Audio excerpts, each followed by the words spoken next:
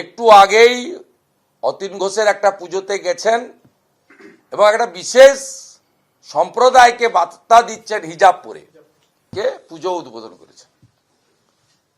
সরাসরি হিন্দু আস্থা, হিন্দু রীতিনীতি, পরম্পরাতে আঘাত।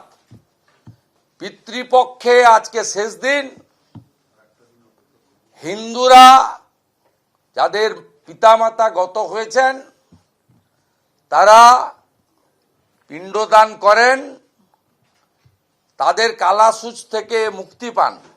ভোট দিতে যান না, মানে সবাই ভোট দিতে গেলেও অনেকে অনেকভাবে ভোট দেন, ভাগ করেন।